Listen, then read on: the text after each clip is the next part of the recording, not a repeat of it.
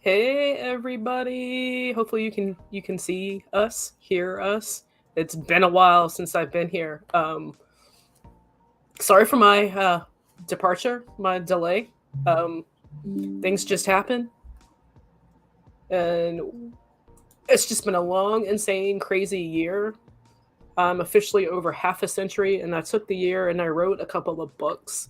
And in the end, when it was all said and done, I realized that it's a mixture of V and Xena and spirituality.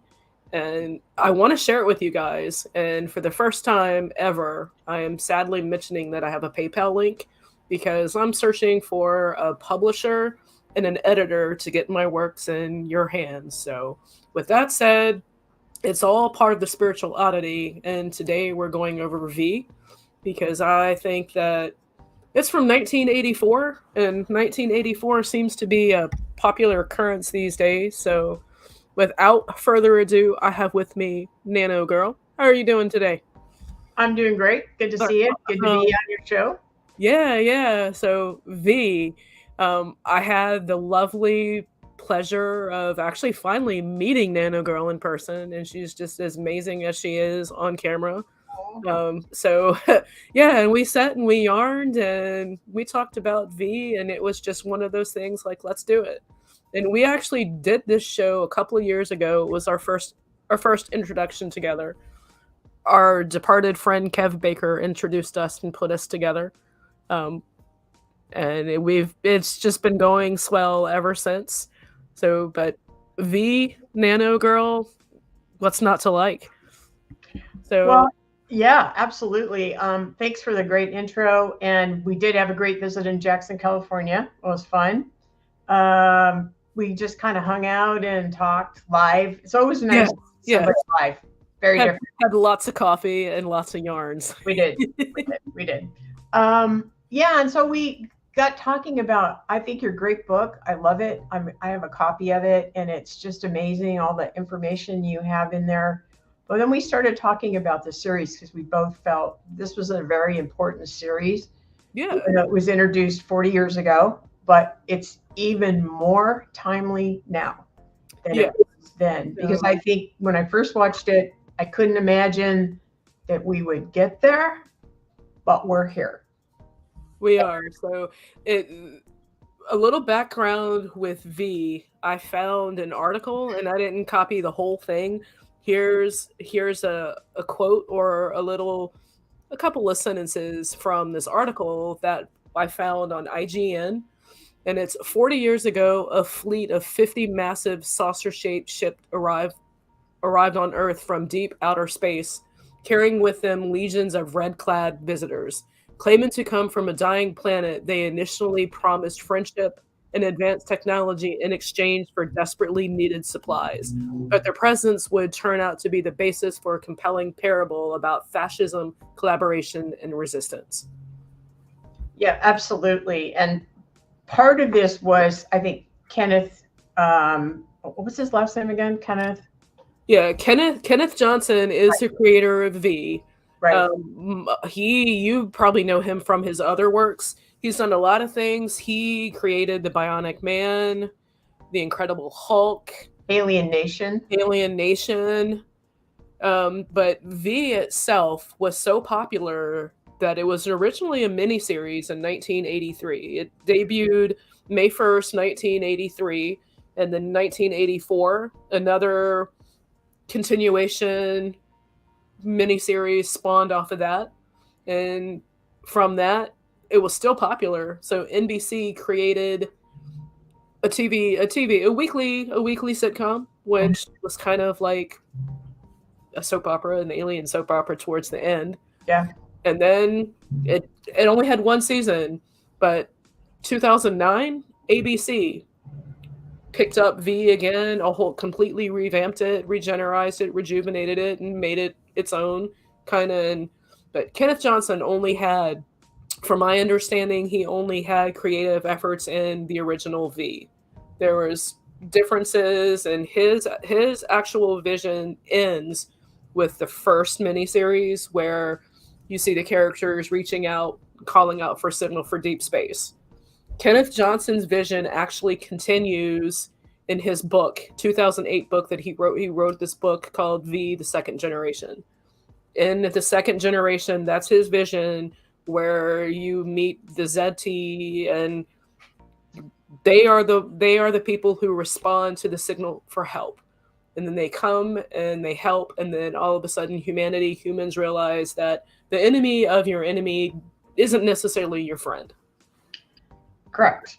But before we got that far, I wanted to make a comment that he originally tried to introduce this idea of having fascists in America, and the people that produce shows for TV said no, the American people wouldn't buy that, so they made it aliens from outer space.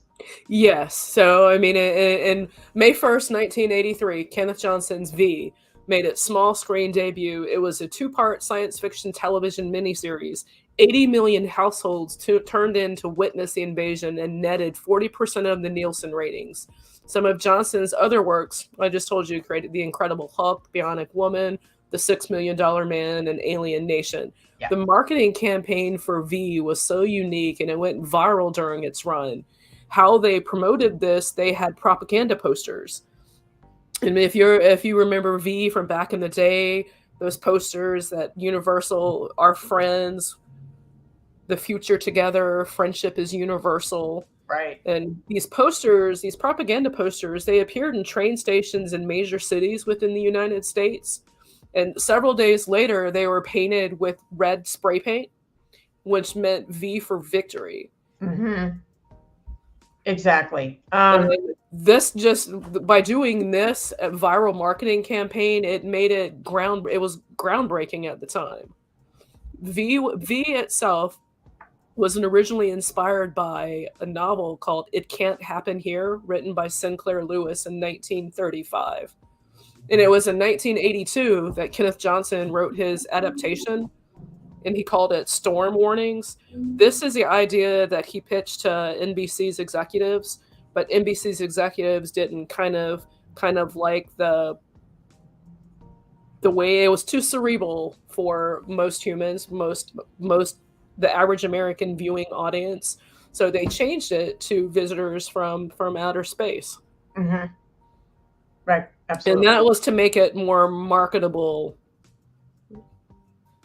and more for the masses. Mm-hmm. And the production of V was actually put on hold for 2 weeks because Dominic Dunn, who was originally cast to play Robin Maxwell, right, she was actually murdered outside of her apartment by her ex-boyfriend. She was rehearsing her lines with actor David Packer, and her ex-boyfriend just kind of murdered her. And that's at the end of the credits. Johnson actually dedicated it to her memory. Yeah, I mean, the Robin Maxwell character is one that I've always had problems with, it's what I find interesting about that at this juncture in life is that the character 17. See, I guess you can give her some compassion for her age in the show, but she's so selfish and so clueless and so myopic and so difficult to deal with on so many different levels. And I've often questioned myself, why do I have such an issue with this character? Because I always feel like if you have an issue with the character, there's usually something within yourself. It's just pinging against, over and over and over. And I think it's because the character never learns. This particular character doesn't learn. But the other issue, which is interesting, since she was replaced and he did such a good job with the rest of the actors he picked for the show, it just reminds me of that show Outlander. And I do not like the person who plays Claire, the actress who plays Claire. And I cannot watch that show. I love time travel. I watch every time travel, anything I can get my hands on. But I absolutely cannot stand that character, the actress. It's really interesting. It's like, I 30 minutes and I'm like, okay, I've had enough of this character. And I wonder what would have happened if we had kept the original actor. Would I have felt a little bit different about the actor? Could there at least, you know, for you to feel bad for an actor or for you to feel something, they need to emote some little piece of something that you can grab onto. Mhm. And the Robin character, regardless of all the things they go through, there was nothing, to me, there was like nothing there. But if we look at today and we're dealing with all of the divisions, all of the separations, all the attitudes, you know, we're dealing with that as well. You know, how many of us feel compassion for Mhm. the other side or the other opinion, or people that have, you know, taken super strong stands against where we are? I mean, I literally, people erupt sometimes, as we all know, we bring up a certain topic or a certain name, people not only get angry, they erupt. Well, and you think to yourself, okay, got it, got it, got it. And I don't feel like I have the option to erupt like that. Like, that's not something I get to do. If we go back to that Robin character, you can't even reach that character. The whole point of that Yep. character is you can't reach them. They are so settled and inputted into where they are as a character. Maybe that ultimately that was the best choice, because Yeah. that's what we're dealing with. It's like, what would you do if you had somebody within your midst and you're fighting a war of survival? Sounds familiar. What do you do with these characters? You know, how do you deal with them? And I think that's something that a lot of, Yeah, and it was an ensemble cast. I mean, yeah, everybody played their part they did. incredibly well. I mean, even poor David Packard, he played such a convincing character that he was typecast, and you don't hear much about him, but he nailed his role. Yeah, I mean, and Mark Singer, I mean, he was the Beastmaster. He was literally cast that Friday, and they started production working that following Monday. yeah. And I mean, and then Faye Grant at the time, she was popular with TV sitcoms, her coming off of The Greatest American Hero. Mm. And Jane Badler, she was on One Life to Live. Soap operas, yeah. And even a little known Robert Englund, who would come on just a couple of years later, the following year, to be Freddy Krueger. I've never watched one of those. I have no desire. I don't like those kind of things, so I don't watch them. But I liked him in this role. He plays a sweet guy. You know, he plays an alien, but he plays. Yeah. And there's some good aliens. I mean, we have some good characters, but Well, they were called the fifth column in yeah. V. In fact, wasn't it the fifth column in Falling Skies? Falling Skies is when the aliens descend, and we have people on the ground fighting the aliens and that too. And regular citizens get together to fight the aliens. The skitters, right? Hmm. And I think they called it the fifth column. I think but that was the American fighters. Yeah, yeah. A couple of fun facts about V. Pyrotechnics were not around back in 1983 when V was about. So for every time those laser guns fired, it was $1,000. It's amazing.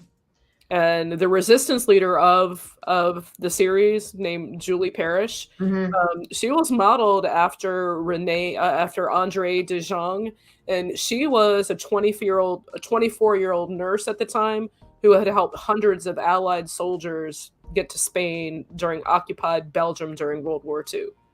It's amazing.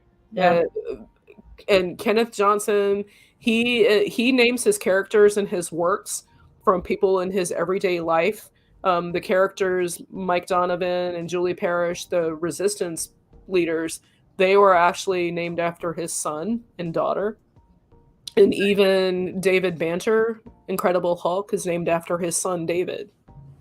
That's amazing. I'm not sure I would use my children's names, or I'm not sure. I have a thing about that, but going back kind of to the beginning of this show, they systematically set things up. So when they land, and it looks like, they land on top of the UN building and make a speech. We're here in friendship, and then you systematically start to see what they're really doing. Right? They go after the scientists first, and the scientists start disappearing, and then they take over the media. Yeah. And it all started with Kraft. It started with Kraft coming in during a conflict. There was a war in El Salvador, and that's when Mike Donovan, the cameraman, catches it coming in. Yep. And then it pans to the next group, and you have all the scientists who are working in the lab, and the birds just all kind of fly to one side of the cage, and mice go crazy in their cages. Yeah, the aliens walk by. Yeah. And then when they actually when the visitors craft, when the ships actually come visible, I mean, you see bullets and missiles being deflected from them, and they just stand there and emit this strange noise, and they hover, and then eventually there's a countdown, and in every language, every nation, they speak, and they ask to meet the Secretary General of the United Nations on top of the building in New York. Right.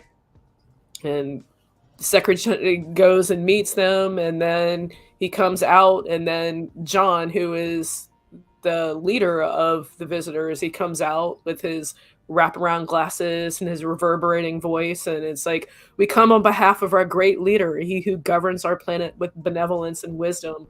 We have come because we need your help. Our planet is in serious environmental difficulty, far, far worse than yours. It's reached a stage where we'll be unable to survive without immediate assistance. There are certain chemicals and compounds which we must manufacture, which alone can save our struggling civilization, and you can help us manufacture these things. In return, we will gladly share with you the fruits of our knowledge. Yeah. What is that? Beware of Greeks bearing gifts. Yep. Yep. And then they promised to help us environmentally, medically, and what was the other one? All three, with agricultural, environmental, and health dilemmas. And again, isn't that an interesting thing that they offered to help with all those three, which we're still dealing with now? Yeah. Still focusing on now, and still making laws about now. And yeah, those are the reasons that we're doing lots and lots of taking a lot of action that I'm not sure all of us agree with, but still based on those issues. And I thought that Kenneth did a really good job of nailing that. I mean, that was, again, 40 years ago, before we had all of the information and the books and the technology and all the things we were doing. So absolutely. And it's having gone back to watch this and just take notes, right? And just look at the comparisons as to what's going on today. And it's breathtaking how close they really are to what we're dealing with on every level. Like you can relate to it in such a different way than we did before, right? Yeah. So, and I'm such an amateur, and it's been so long. Hopefully, you guys can see. No, you're doing great. I can see the screen and everything. And we do have some visual aids. Yeah. And I mean, and they land. They have craft that's above each major city, and then worldwide, like London and Moscow and Paris. I think we landed above 60 cities, and like 8 of ours, of course, LA, New York, San Francisco, Chicago, Houston, and New Orleans. I thought New Orleans was really an odd choice. I mean, New Orleans is a pretty big place, but it's certainly not on the level of, say, Chicago or. But anyway, that's one of the places. Well, I think that they had them in cities like that because not necessarily. I mean, you would have places like Mississippi that doesn't really have any major metropolis cities comparing like you wouldn't compare Jackson, Mississippi by no means to Chicago. It's a fraction of the size and a fraction of the population. Well, if we go back, we find out later that they're really here for water and food, and so these are water, right? Yeah, I mean, and So, these are New the Orleans is on the visitors. water. Houston, that's near the water, right? New York City, Chicago is water. They were going to drain it, water. So these are our visitors. These are the main characters from. You've got Diana and John. You've got the young guy who ends up getting our little heroine pregnant. You know, that's part of the Yeah, story. And then the other guy, Andrew Prine, on the at last, he's like the security guy. Because the other thing you have going on in the show, while things are starting to be introduced, I wanted to talk about this slide too here. How, because our main one of our main characters asked the alien, how how'd someone like that get to be your leader? He talks about, he knows, he knows the dark agenda, and he says charisma, circumstances, promises. Not enough of us spoke out to question them until it was too late. It happens on your planet, doesn't it? It certainly does. I think that was a very important quote. And again, we're still seeing the aftermath of something like that everywhere. I mean, yeah. everywhere, everywhere. I mean, but there are in V, there are a lot of historical, cultural references. To put this in perspective, there's a really good book out there called "Fascist Lizards from Outer Space." Mm. I mean, it goes into. I mean, it's for anybody that's a hardcore fan of V. That book is a wealth of information.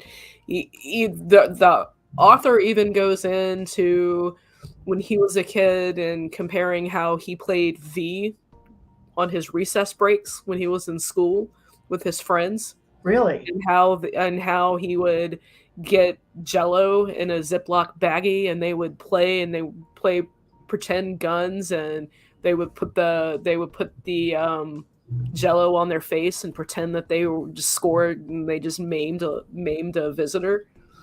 Wow. Interesting. So well, there are scenes from V that were so different than anything I had seen before. It's a huge impact. Like when they rip the John's skin off it, and you see that he's a reptile underneath. Hmm. That was shocking. It was like, what? I mean, you know what it is, but to still have that ripped, because I don't think we'd seen anything quite like that. I mean, this is still the early 80s, and it's television. And I think that they really pushed the line for TV at the time. I think, I believe they did too. I mean, the visitors. I mean, their emblem. I mean, at their uniform, you can see that their insignia. yes. They have that Swastika. swastika emblem, but this that the symbol itself, it's been around since time, long before the bad guys got a hold of it and used it for their purpose. I mean, it's a symbol of the ancient black sun. Right.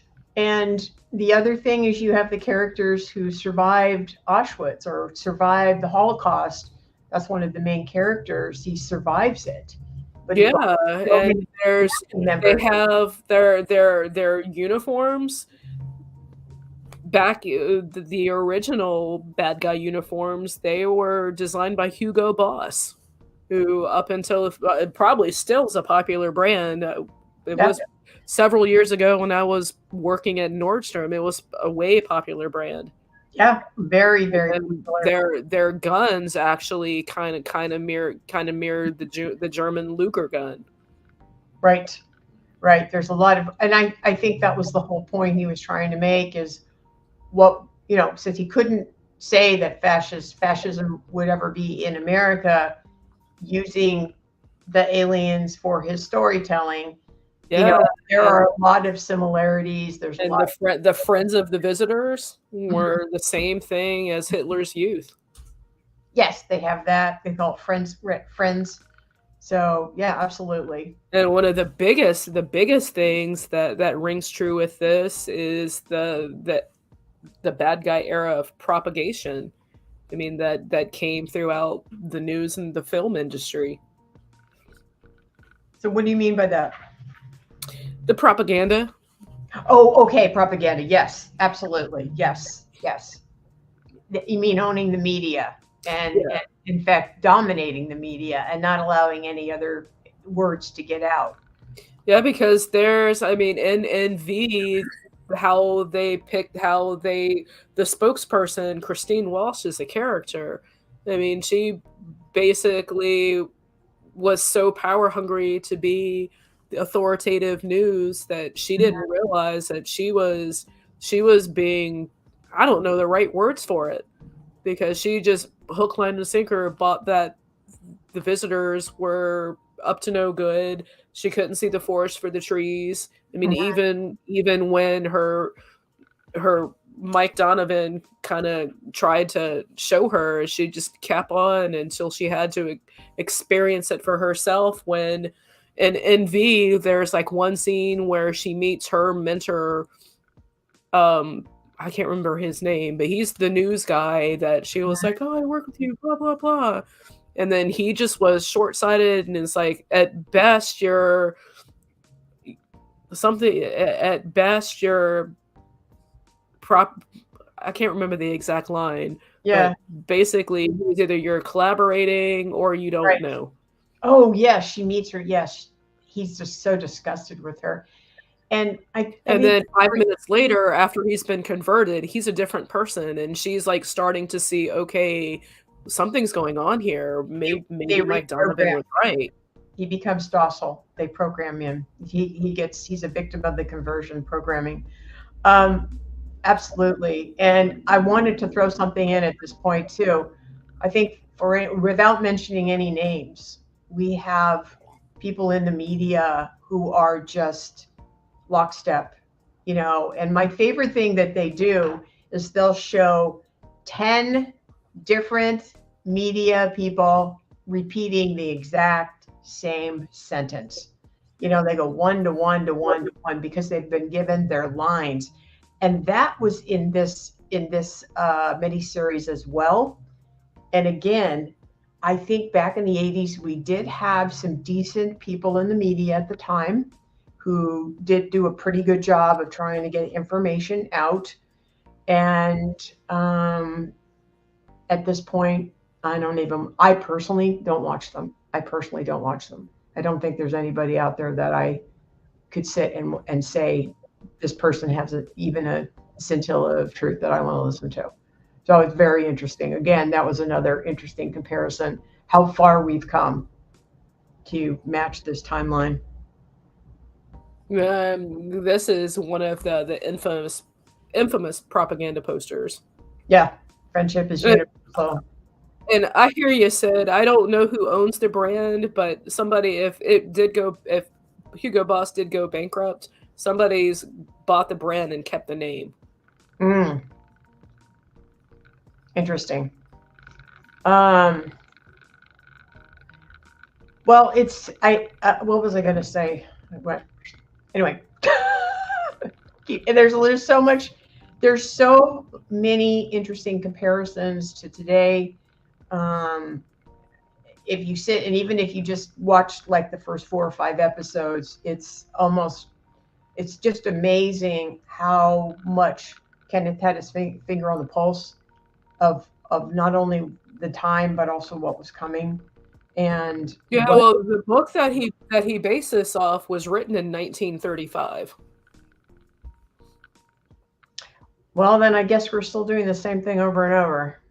You know, I guess it worked so well in the 30s. We're going to bring it back by popular demand. It's more Yeah, things. here's What's that saying? The more more of things those change, the posters. more they stay the same, and that's where we're at. I mean, if we look at the everyday, we're dealing with things that you're right. We never thought they would be here, but they're here now. and we're going to have to take past information. I mean, I find myself looking at, well, what did people do in the 40s? What did people do in the 30s to deal with the day to day? I put that slide together. Can you go back with the eye? Go back with Diana's eye. Yeah. That to me was really fascinating. Again, this was early 80s. And we're all familiar with all the eye stuff and just one eye and all that stuff. But I found that real, I'm like, wow, that is so interesting to see something like that again back that far back. So I couldn't resist putting that particular slide together. It had nothing to do with V necessarily, except we've been programmed with all this crap for so long, So this is just No, it's all ancient symbols. I mean, yeah, even the whole Eye of Providence, the Eye of Ra goes back long time ago to antediluvian. I mean, it's so ancient that a lot of its knowledge is lost. yeah, absolutely, absolutely, absolutely. And this is a picture of them looking at the humans. This is where they find out that the food that they're planning on getting from the earth are humans. So they're stealing the water and the humans are going to be used for soldiers to fight their enemies, some of them, and the rest is fresh food. Because what you see, Yep. that was the other disgusting thing that again sits in your mind is watching them eat the live mice and the birds, especially the live mice. They did a really good job. Like that was another interesting scene of them eating. Well, anyway, so basically, right around this time, about we start to see the resistance get together. They realize the only way to survive, and they have their first little meeting, is they have to stick together. They can't depend on the police, the military, the government, nothing. They're on their own. And I'm sorry to say, but I feel like that's where we are now. People Jules and I were having an interesting conversation of just about the day-to-day things going on, and that more and more you have to think outside the box. And we all know we have to have discernment, like out the wazoo, and we have to figure out how are we going to go forward ourselves. This isn't really about us. And I feel like whatever the agenda is, whatever, has nothing to do with most of us, we the people, or we the sheeple, as they say us, and that means that we have to decide what is it that we see is valuable and wrap our arms around it and hang on to that and then take it forward. And that's where we are. And I think we could have done two V's. There's the V that came along in the 2000s and this V. And what part of our conversation was the V in the 2000s was so dark and so desperate and so hopeless. There was no hope in that show. It was like, but if you go back to the early 80s, there was hope there, that the fact that they did unite, it wasn't so dark. I mean, it was dire, but you still had some hope that this resistance, this was going to be the power that was going to free the people, that they were going to awaken and they were going to take things, forward, that this was okay. Yeah. So, and I think that's important. And I think now, one of the things, I realize people don't like the word hope, but you have to have some. So hope is a very important part of being human, I think is one of those feelings. You can't depend on it, but there has to be some hope. You can't just be a total cynical person because that's not how we build dreams. That's not how we use our energy. That's not how we can inspire the people around us. And I think that's the other thing about this show is presented with this, oh my God, how are we going to deal with this? This is what helps to energize them in the beginning. And then they have a goal. It's like, we are not going to stand here and be the sheep they think we are. Because that's the other thing. I mean, it's like, you guys are just going easy. We can just take you over. Well, not all of us. Yeah, some of the comparisons, and what I find most ironic is that it got its popularity in 1984. Yeah. In that little book that Orwell wrote called 1984. I just, that something about that year, but in V, inflation was a problem in the original V. I mean, Yeah. there were eggs being sold on the black market for $12 a dozen. And Right. I remember just a couple of summers ago paying over $12 for a dozen of eggs. Yeah, absolutely. Yep, because everything shut down. They went into martial law when they took over, and There was a food shortage. yes, yep, and black market. So there was a black market. Sound familiar? And Yeah. that was that was one of the other things. And they had to go underground. They had to go find places where the visitors, they were no longer living in their homes. There were two societies, if not three. There was probably the ones that were just completely dumbed out. There was the society that decided to, work with the visitors and got the power. And then they're the ones that said, we see this for what it is. We're out of here. And of course, Yeah, I mean, in V, it was the anthropologists, the doctors, the biologists, all the science. scientists, and the free thinkers. They were deemed anti-establishment, and they were opposed to the visitors, and they were monitored. They were forced to register with a computer database and were subject to be tracked and traced. Their In family. modern times, Yep. everybody is essentially tracked and traced through the invention of Yep. Well, and then you started having some of them be hidden by families, just like Anne Frank, and then the friends, what was it? The youth of the friends of the aliens, the visitors, which was the youth brigade. Friends of the Visitors. Exactly, just like in the fascist Nazi regime, they started the young kids were turning in the parents, and were turning in the people and that's one of the main characters. Is you see this kid who's decided he's going to be one of them, and his grandfather is the one that actually survived the Holocaust, and so there's this huge generation gap. But the kid has always been a loner. He's always been on the outside. He hasn't been. It didn't seem like he was somebody who had a lot of friends. So here again, and then we have all these things going on in our own society right now, right? We've got shootings and we've got all this violence going on, and people are outcast, and every single one of these has the same kind of people doing the same thing, this violence. We see them on these drugs for their schizophrenia or whatever there's going on with them. They're loners. They live by themselves. They've been ostracized. They've had really bad homes. It just check off the list. And these are and then when this all started, the scientists gathered together and they're like, what's going on? And then somebody said it, the character of Ben, who said it brilliantly, totalitarian suppression of truth. This is a direct line from V itself. Yeah, exactly. That's exactly correct. And to watch all that stuff kind of roll out. Like I said, I think he did a brilliant job of putting some of these points together, and it's even more relatable now than it was even then. Because then you keep thinking, well, it couldn't. Because I remember thinking, well, it just can't happen here. Anyway, or I hope not. But I just, we were a little bit more secure back then, I think, I think in the 80s, out of all the years I've been alive, that was kind of almost one of the more fun decades for me. The music was good. The colors of the clothes were fun. We had MTV and we had all kinds of fun stuff. We had great groups, bless you. And we had all kinds of really fun things going on. And it was kind of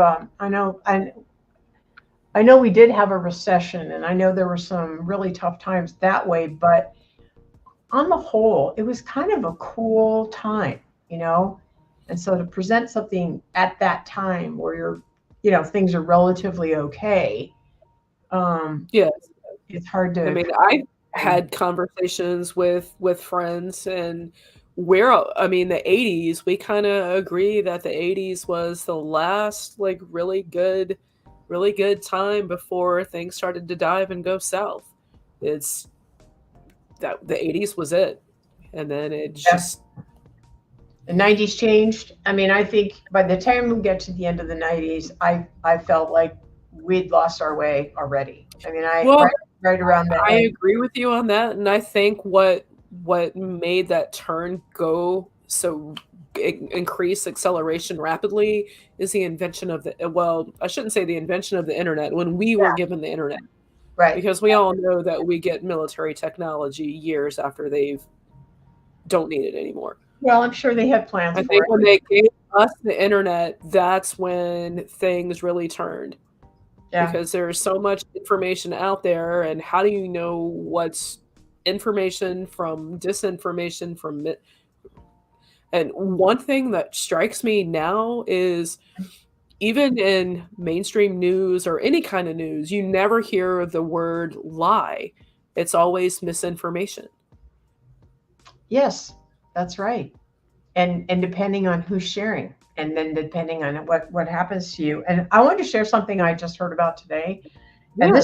this is so despicable. I mean, but this is where this is where the internet is. This is where the technology is. So some group took Trump's father and had him speak. You know, you can do that with people, right?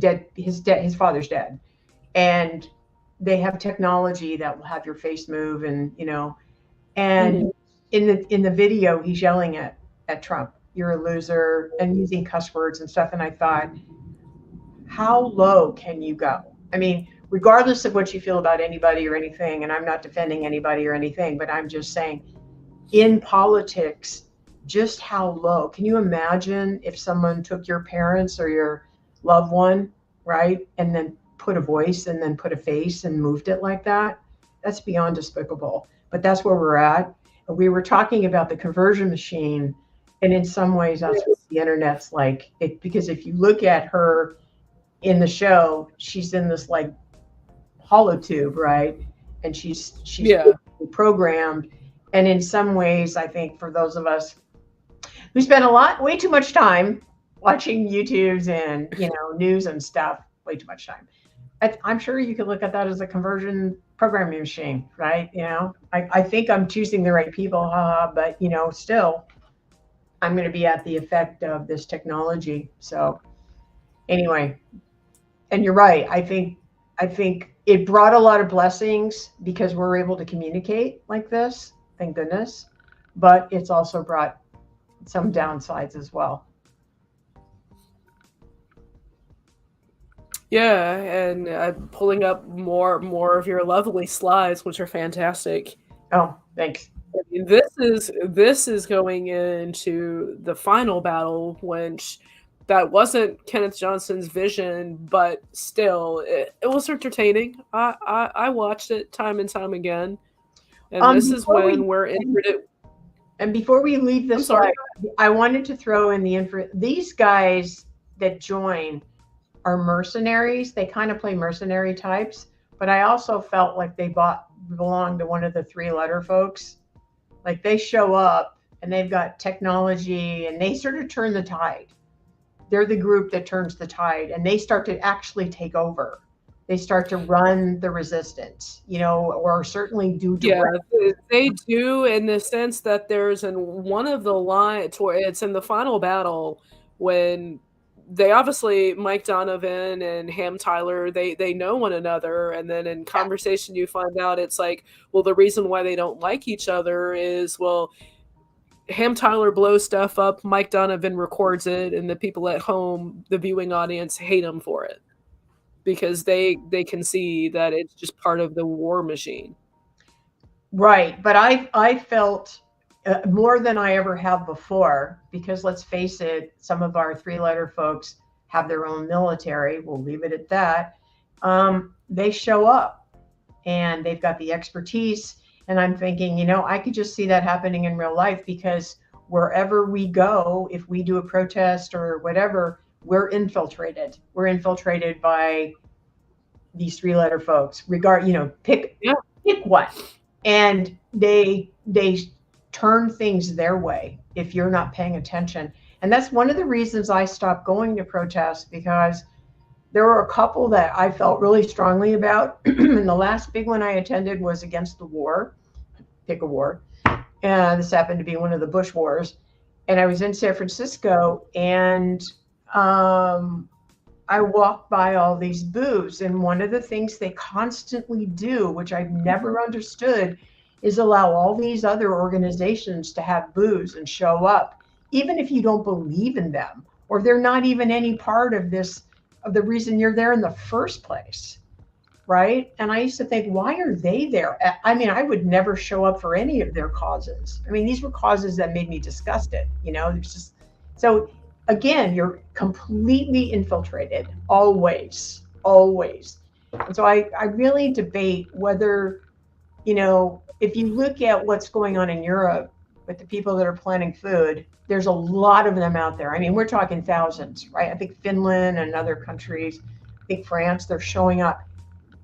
I think that's going to turn the tide, but those kinds of things have never often worked in the US. And I don't know what will turn the tide for us, because we're facing the same issues. Yeah, it's just interesting that we don't hear about that in our news over here.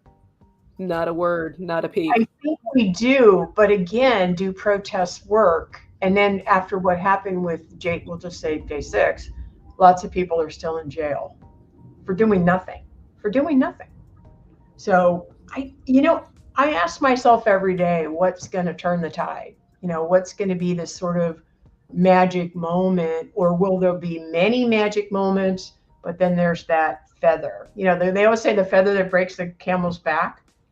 I've experienced it so many times in my own life. I think that's true.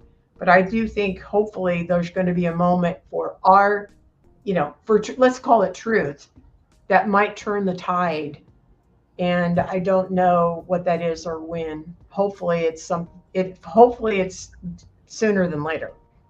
We certainly could use it any day now. But yeah. Yeah, but I hope it doesn't come to that, Tessa. I really do. I hope it doesn't come to that. But I don't know. This is a very different time, and I'm not sure, what everybody has planned or where we are, Anyway. So where are we in our storyline? Oh yeah, we're still fighting. We're fighting the collaborators, and we're fighting. And I mean, and families were divided, which that's kind of could be parallel with today's times. I mean, not necessarily families, but media is so divisive. It's if you here's my thoughts, here's my feelings, and this is me, and I'm speaking solely for myself.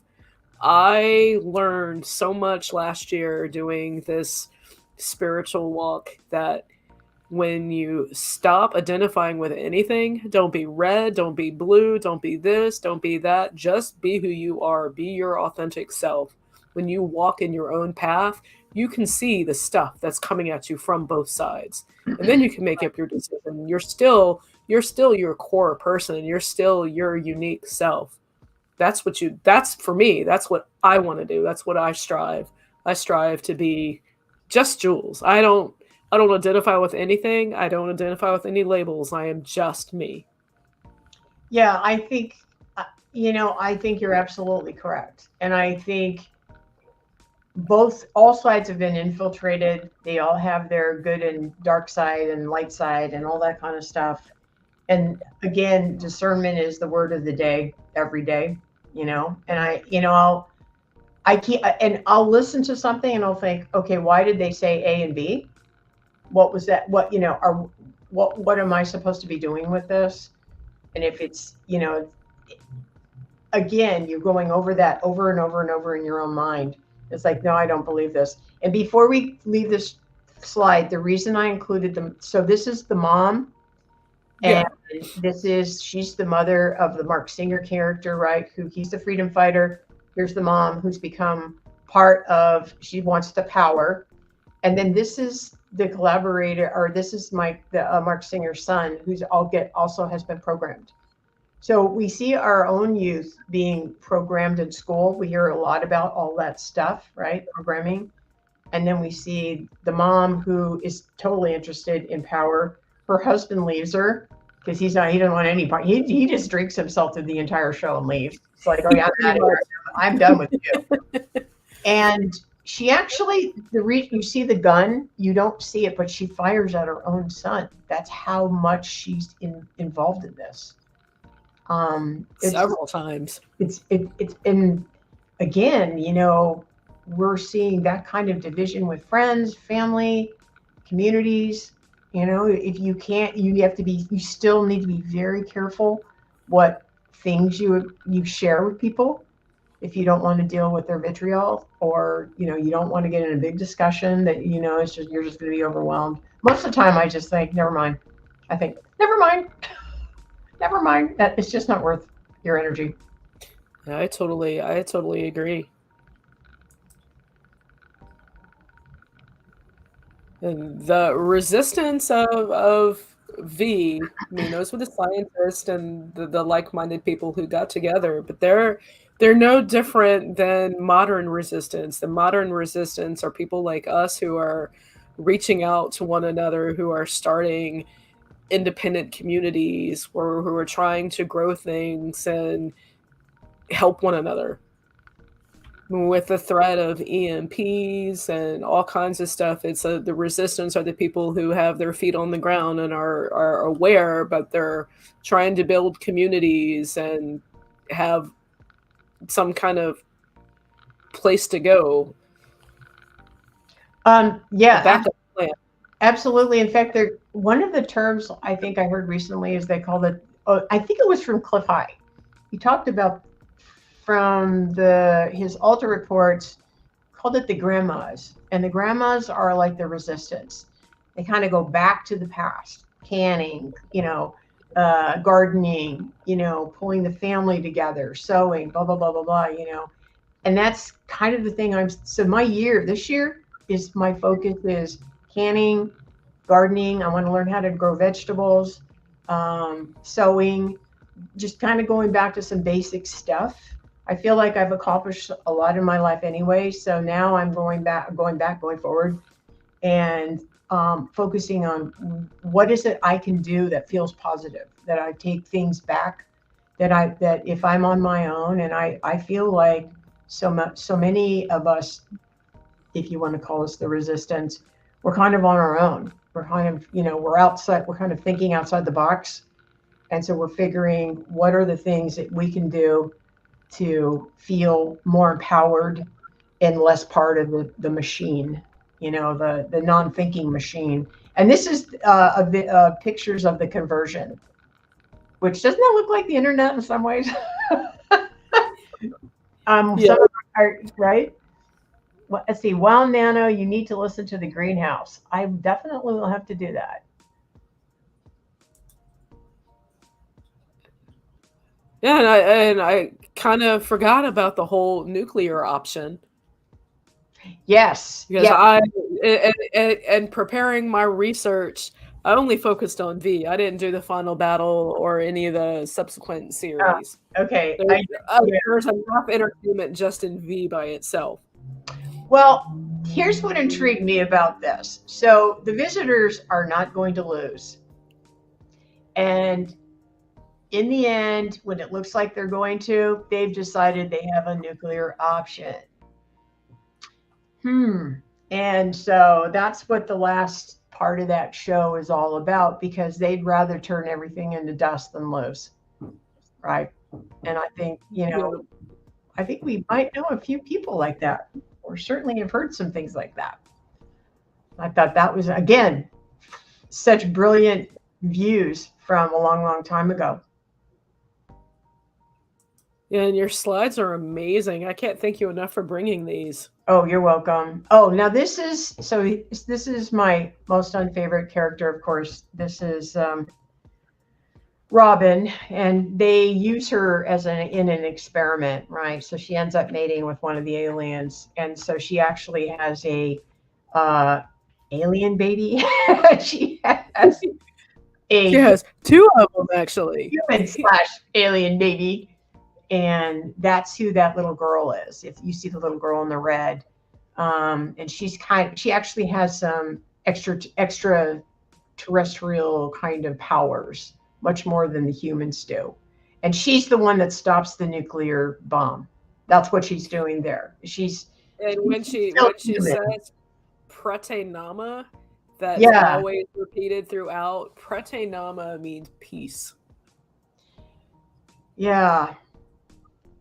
One of the sayings Supposedly. from that later V is "We come in peace always." That's what the visitors say is "We come in peace always." And I always think that's such an interesting comment, right? We come in peace always.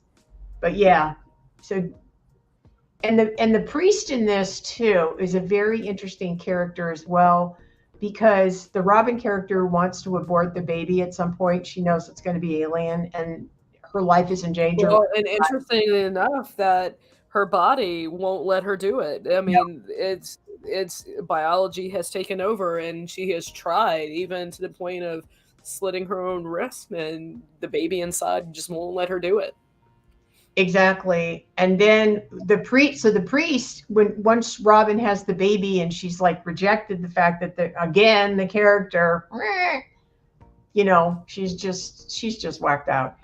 So the priest decides to take the child in his own hands. So the alien baby dies, and the human, half alien baby lives and grows very, very quickly. And the priest, in his omnipotent vision, decides to take the child to the visitors as a peace offering, as a way to create peace amongst the aliens and the humans. And I don't think you would see this in a show today, because the Catholic Church does not have the kind of power it did in the 80s.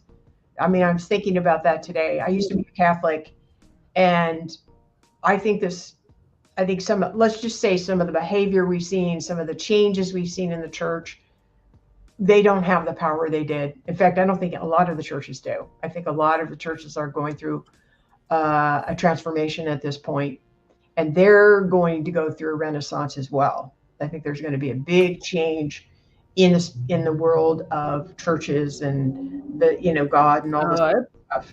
believe so too. I mean, it just seems like the whole like one governance, one religion, and everything. I can totally see different religions trying to compete to be top dog. Yeah, I agree. I agree. I agree. And but back in the 80s, I think the church had kind of still a lot of power. And this show dealt with abortion, not wanting to have your child, having your child out of wedlock, being a victim of rape. And they didn't talk a lot about. I mean, I think that's something else they didn't really deal very well with, is even though Robin doesn't get the psychological help she probably needed, really. They try to talk nice to her, but I mean, that doesn't help with someone who's been raped and somebody who's gone through this transformation of having to have this child, right? She really is a messed up character. And I think we have people going through a lot of psychological things like this still. I really do. I think you see this. Anyway, so this is the dust that they create to kill the visitors. And there's our friend Robin killing the guy that got her pregnant. She tests the new vaccine they create to kill the visitors, and of course it kills him. She just throws it in there. Here, we'll test it on you. You're out. Goodbye. Did you find? I found the color of dust and the way they delivered it with balloons very interesting. It was a very interesting way. So they ultimately deliver. They can't use planes because the visitors will shoot them down, but they send up Well, I balloons. mean, They send up that, air and balloons. they had to alter their plans on how they were going to do this, because it was Sean Donovan's son. I mean, Sean Donovan, Mike Yeah, Donovan's son, who was eavesdropping because he was programmed, he was converted, and everything that he was doing, he yeah, was telling. yeah. He was telling the visitors what's going on. Yeah, that was the other reason. But also, they would have shot down the planes if there were planes if they tried to deliver it. But the other thing is, I looked up the meaning of balloons because I thought, I wonder why they. Okay, as a show, and balloons bring happiness and lightness of sorrow. They symbolize freedom. Um, they represent a soul or a prayer going to heaven. And in this last final V, or the final V, the final battle, in this particular episode, there is a very different feeling about the show at that point. You can tell it's or at this what they were doing in the beginning. It was ending, and they just kind of slid it into this sort of happy thing. You know, it kind of reminded me of the Wizard of Oz. Okay, witch is dead. We're going home. No, no place like home. Um, Kind of didn't ring true. And I remember not enjoying the series. I didn't really watch the series. The characters changed. Julie wasn't with Mark Singer anymore. I mean, I don't think they made them a couple anymore, which made it kind of fun to see them together. And it just got monotonous, and I kind Yeah. of didn't The like it. the series in '85, when it was so popular, they gave it a series. It towards the end of it, it became like a Friday night soap opera. Yes, it did. And I lost interest. I'll tell you, one of my favorite all-time shows ever was Alien Nation. I love the movie. I love the series. They presented a lot of societal issues in that series, and they did a really good job because again, George plays the alien, and he's a police officer. He has his partner Sykes, and they go through all these things together as partners. So I mean, Kenneth just really was a very brilliant writer. He had his finger on the pulse of what people were dealing with or societies were dealing with as a whole. And I think that's another thing that makes this show so brilliant and thought worthy. Yeah, and there were some memorable quotes sprinkled throughout V. One of them was Yeah. when Ruby was getting ready to do her mission when she was doing her cleaning, talking. These are the times that try men's souls. Yeah. Yeah. Absolutely. Absolutely. I know I had a bunch of quotes too. I think I threw them on the slides though, but yeah. One of them, another quote was, "The supreme leader became to be because no one questioned until it was too late." I think that was one of the most impactful quotes because I think we are at the effect of that now. I think And we've had the lesser of two evils for too long. And now we and one of the best quotes that I came across throughout putting my information together was a quote by Kenneth Johnson himself. According to Kenneth Johnson, V is about power, who has it, who wants it, who's ignoring it, and who's fighting for it. and I'm gonna, and that's just to bring up our conversation before the show. The other thing I would say are people that are angry and revengeful towards what they consider the sheeple. And I'm not going to mention names here because I want to make sure you don't get any marks on your YouTube, but I think we all know who they are. And I think I think out of all the things we're dealing with, Jules, that I find that the most disturbing is that in some ways we've devised our own prison. In other words, we've put in power by the things that we've purchased these people that have decided that they should run the show because they have billions or trillions or gabillions of dollars. They're not anybody any more healthy than the rest of us. They're not emotionally mature. And so many of them have decided which way they think the planet needs to go because they said so. And I know in particular, one of our favorites was asked, why do you think you should have more say than the rest of us? And the comment was, well, money affords me that luxury. And I think I just need to take advantage of that and go forward and, do the things I think I'm doing. And he said, yeah, it is because of money. And I think, my God, who made these guys the dictators of the planet? And they've decided. And the gap is so huge. It's not like I don't care who has a lot of money, but just because you're here with your gabillions or trillions doesn't mean that I don't matter. We all came to visit this sphere to learn and to grow as beings. Mhm. And I'm not here to make you a happy camper. I'm here to do my little whatever it is I'm doing here, my soul visit, and I don't need you wrecking it, but here we are dealing with this crap from these guys, which I guess this is what we're supposed to be doing because it's here, and doing the best we can to deal with some of the monkeys that are out of the cage. As Joseph P. Carroll. Yeah, and I found an interesting article from Mental Floss, and it probably may not kind of tie into this, but it may. It's a really interesting article on how reptiles evolved and how humans are closely. We have several traits of reptilians. Our skin, our skin is one of them, and our hair, and our sense of hearing, and our ears, and our brains, and our teeth, and our genes. I mean, I'll drop the art. I'll drop a link to the article if anybody wants to read it. It was a very interesting read. Okay. Or actually, I'll drop it in Discord because I have it on a PDF and I'm unable to like click it and open it. Well, I mean, the other part of this is that we're supposedly evolved from the reptiles, right? The reptilian brain and all that stuff, or they mess with our DNA, blah, blah, blah.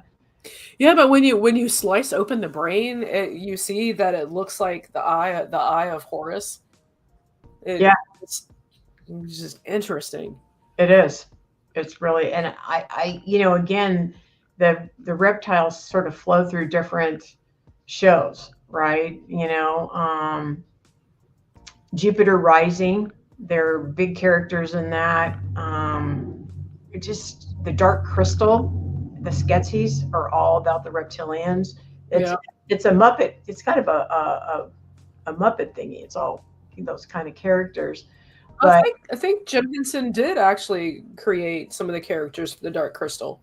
It's so good. If you skip the hour one and you watch the more detailed one, I think it's like 4 or 5 hours. It's brilliant.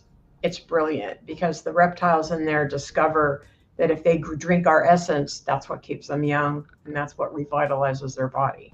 And that's not in the first Dark Crystal. That's just the hour. So with the 4 hours, you've got this development. I've never ever watched it, but it's really, really well done.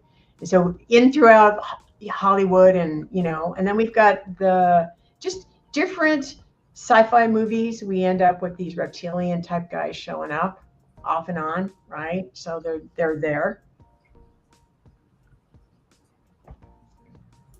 And they seem more powerful than us and they eat live food. And I don't know, there's something so creepy. They're green.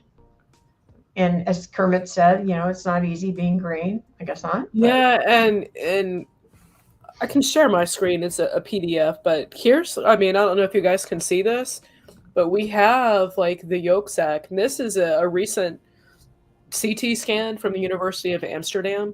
Mm-hmm. It was a 6-week-old fetus, and you can see that it's got a tail. And some children are still actually born with a defect like that. Yeah. But our skin develops over 300 million years ago, allegedly. Yeah. And then our hair, reptiles were the first to grow hair. I mean, some of the burrowing creatures had to evolve whiskers, and from whiskers, we just grew hair and more hair and more hair. And our sense of hearing, the bones in our middle ear help amplify sound. Right. And then the big brains and teeth. Right. Well, I think and many people have said our DNA is manipulated. Yeah, we've been manipulated over generations. That the Earth is a wonderful DNA, lab, come on by and grab some. Make your favorite being. Pretty funny.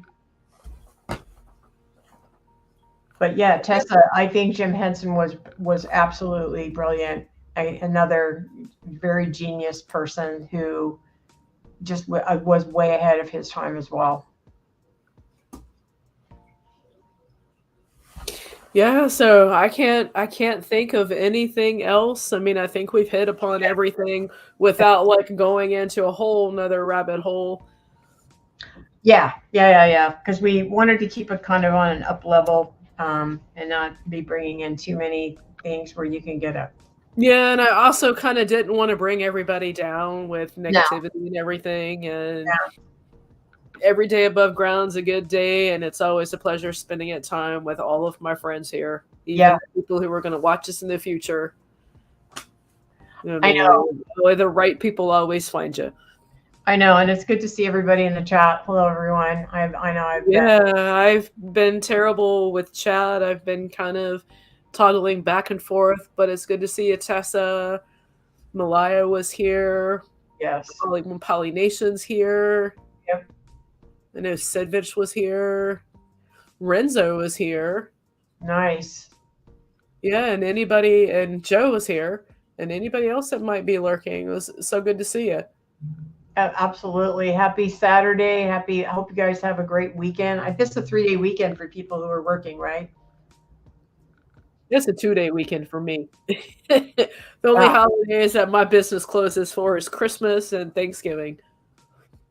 Nice. Well, and Tessa, it's good to see you too, because I see you off and on. Tessa and I, it's like, I don't always say hi because I'm not always in the chat. I'm not a big chat person necessarily. I always stay in the background.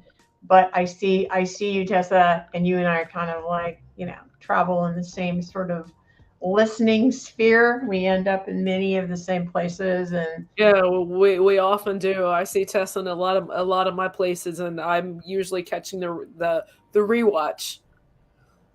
And it's like, I can't chat because I'm like a day behind. But yeah, I'll see everybody in the same places. It's a great feeling. It is. We are crazy together now. Yes, Tessa, we are. Well, the other thing is Tessa and I kind of like the politics, whereas we don't necessarily dive in, but she and I do like that kind of stuff. So it's kind of fun. Because I still find that really fascinating. Some of the things are going on, and not everybody wants to go down that road, but I still find it really interesting. You do have to have silly along with the cool. Amen. Yeah. Well, Totally agree. Totally agree. Yeah. Well, thank you so much for my background music wasn't too loud or anything. Nobody chimed up or anything, so I just let it roll. Well, I wanted to say thank you so much for inviting me on the show. Oh, I want to thank you for bringing this idea up. I mean, just sitting there and having coffee and conversation, and it's like, hey, what do we do, V? And I'm like, of course, let's do it. Let's do V. So this was an absolute blast. It was. It was fun putting together. And hopefully it won't be too long before I'm back on the YouTubes. I got plans. I wanna publish and print and get my book in everybody's hands so we can all look at it and yarn about it, because there's a lot of things in there. There's spirituality, and I talk about soul trap, reincarnation, religion. I talk about everything, and I don't feel right not being able to put this in people's hands. So I haven't talked much about it, but I'm working on it. This is the first step. I think it's been great, and I think for a lot of the new people who are just coming up to speed, some of the YouTubes I enjoy channels right now are with people who are in their 20s and 30s, because number one, they have enthusiasm. They're not all cynical like I am, and they bring new ideas, and they see things differently than me. I love that, because I've been on the planet, and sometimes if you've been here too long or long, you need to have someone go, hey, number one, you need to get a new glass, and you need to turn the new glass around and see the new glass differently. And that's why it's so wonderful to see younger people out there sharing ideas and what's going on and their view. It's perfect. It's like, wow, I never thought of that, or that's a great way to look at that, or there's some hope in there, you know. And again, there's that H word, but you got to have some. It's like sugar. You don't want to eat only sugar, but you got to have some. Yep. And if you have to have sugar, get it from natural sources. Get it from fruits and vegetables. Don't buy the processed stuff that's. Or once in a while, you can eat the chocolate. Come on now. Right, every once in a while, I do want an orange Julius, but they're hard to find. I know. Exactly. But anyhow, again, thank you everybody for coming, and I'm going to take some cold medicine because I'm kind of feeling a little laggy, but I wouldn't miss this for the world, so I came here sick. I love it. Yeah, we're glad you did. All right, so everybody, thanks again, and we will catch you real soon. Have a good one. Enjoy your Saturday, and if nobody has told you that you were loved today, let me do it because you are loved. Take care. Bye.